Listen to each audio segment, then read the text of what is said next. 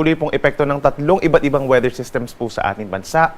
Una na dyan ay ang northeasterly wind flow o yung hangin po galing dito sa may hilagang silangan. Nagdadala ng mga pulupulong mahina hanggang katamtaman ng mga pag-ulan at makulimlim na panahon sa may silangang parte po ng Northern Luzon. Dito naman sa may southern portion of Mindanao, andyan ang Intertropical Convergence Zone or ITCZ. Ito po yung linya kung saan nagtatakbo ang hangin mula sa northern and southern hemispheres. Kaya minsan malalakas din po ang mga pag-ulan dyan. For the rest of the country, andyan pa rin ang epekto ng easterlies o yung mainit na hangin galing po sa may Pacific Ocean at siyang nagdadala lamang po ng mga saglitang mga ulan or mga thunderstorms. At base naman sa ating latest satellite animation, wala po tayong namamata na bagyo or low pressure area na makakaapekto sa ating bansa hanggang sa matapos ang weekend.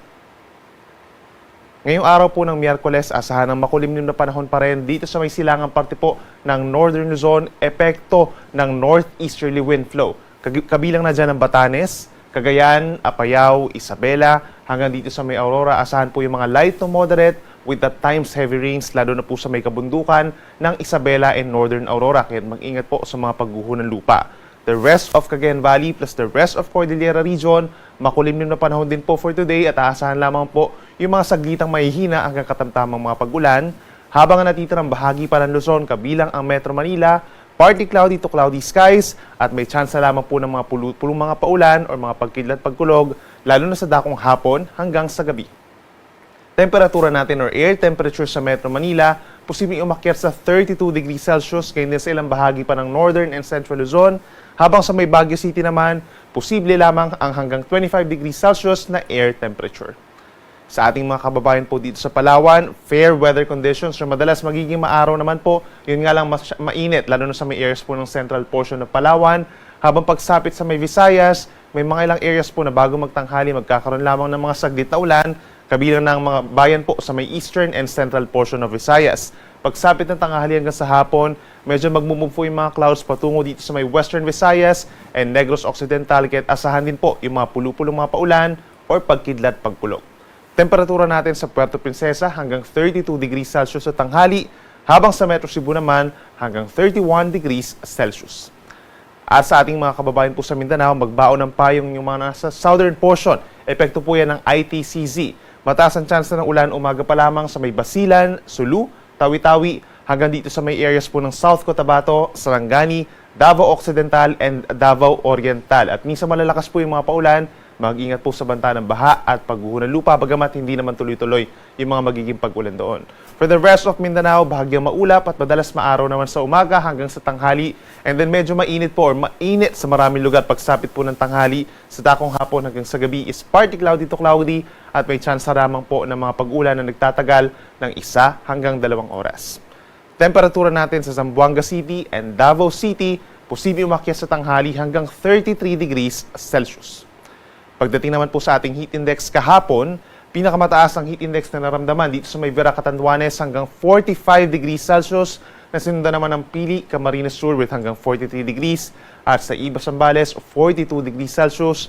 Itong mga nabanggit natin na lugar nagkaroon po ng delikado or dangerous levels of heat index. Habang sa Metro Manila kahapon, umabot sa 40 degrees sa may Naiya, Pasay City at 37 degrees naman sa may Quezon City. At para naman sa ating forecast heat index for today po, April 2, pinakamainit pa rin dito sa may areas ng Luzon, kabilang ng Dagupan City hanggang 43 degrees.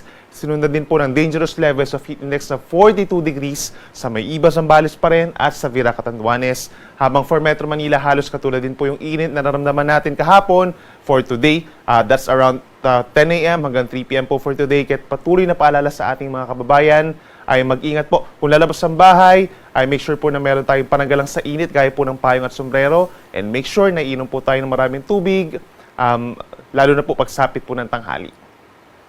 At para naman sa lagay ng ating karagatan, wala po tayong gale warning sa ngayon at wala ring inaasahang gale warning pa sa mga susunod na araw dahil wala naman po tayong northeast monsoon. Asahan lamang medyo maalon 2 to 3 meters kung minsan sa may northern and eastern seaboards of Luzon, habang sa natitirang baybayin pa rin ng bansa, nasa 1 hanggang 2 metro. Kapag may thunderstorms, posibleng umakyat lamang ng 2.5 meters po yan. At para naman sa ating 4-day weather forecast, simula po Thursday hanggang Sunday, That's April 3 to 6. May mga areas po dito sa may eastern side ng Luzon and Visayas sa magkakaroon ng mataas sa tsansa ng pag-ulan. Yung high pressure po dito sa may area ng Taiwan and China, magmumove po yan papunta dito sa may Japan. So ibig sabihin, yung hangin natin na nanggagaling dito sa may Hilaga, eventually magmumove po doon sa may parting kaliwa or kanan, and then eventually yung hangin po ay manggagaling na dito sa may Silangan. So may mga areas na rin dito sa may Quezon, Bicol region, sa may Eastern Visayas, apart doon sa may Cagayan Valley and Aurora na magkakaroon din po ng mga pag-uulan at makulimlim na panahon for most of the day, lalo na doon sa mga bulubundukin doon. Epekto po yan ng northeast wind flow plus the easterlies. Bagamat hindi naman tuloy-tuloy yung mga magiging pag-ulan for the next 4 days.